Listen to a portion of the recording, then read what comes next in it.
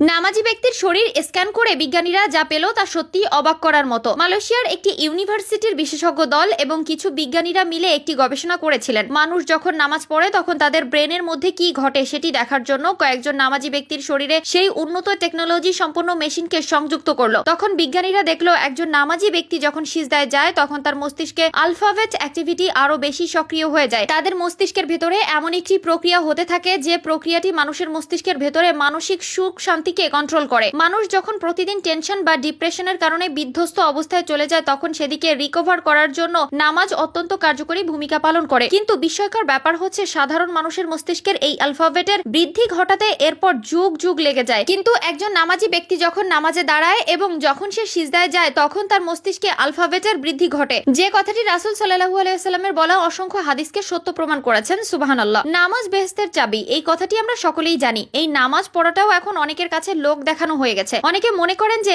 নামাজ না পড়লে মানুষ কি বলবে। যারা লোক দেখানো নামাজ পড়ে তাদের নামাজ তো হবেই না, বরং আরো বঞ্চিত হবে নামাজের সুফল থেকে। যারা আল্লাহকে পেতে এবং জাহান্নাম থেকে মুক্তির জন্য নিজের মনকে দৃঢ়ভাবে নামাজের দিকে ধাবিত করবে শুধু তারাই এই নামাজের সুফল পাবেন। আপনারা জানেন নামাজ পড়লে শরীর যেমন ব্যায়ামের উপকার হয় ঠিক তেমনি মস্তিষ্কে আলফাবেট অ্যাক্টিভিটি আরো শক্তিশালী হয়ে যায়। যে কোনো পরিস্থিতিতে পবিত্রতা বজায় রেখে নামাজ আদায়ের নির্দেশ রয়েছে। আজকাল আমরা দুনিয়ার মোহমায়ায় নিজেকে ডুবিয়ে ফেলেছি, ভুলে গেছি সৃষ্টিকর্তা আল্লাহকে। আমরা নামাজ না পড়লেও সময় মতো তিনি রিজিকের ব্যবস্থা করে দেন, তারপরেও আমরা তার ইবাদত করতে পারি না। আল্লাহ চাইলে এক পলকে আমাদের ধ্বংস করে দিতে পারে। একবারও কি ভেবেছেন কিভাবে আমরা নামাজ না পড়ে এভাবে আরাম আয়েশে দিনের পর দিন কাটাচ্ছি? একবারও কি মনে পড়ে না সৃষ্টিকর্তা আল্লাহর কথা? সকলকে আল্লাহ হেদায়েতের পথে পরিচালিত করার তৌফিক দান করুক, আমিন। আল্লাহ তাআলা প্রতিদিন মুসলমানের জন্য 5 ওয়াক্ত নামাজকে ফরজ করেছেন। নামাজ দুনিয়ায় সব ধরনের অন্যায় কাজ থেকে আমাদের বিরত রাখে। কর্মক্ষম উজ্জীবিত মানসিকতা লাভে নামাজ আল্লাহর এক মহা নিয়ামত, বান্দার জন্য অন্যতম রহমত বটে। তাই তো আল্লাহ তাআলা মানুষকে সার্বিকভাবে উজ্জীবিত করতে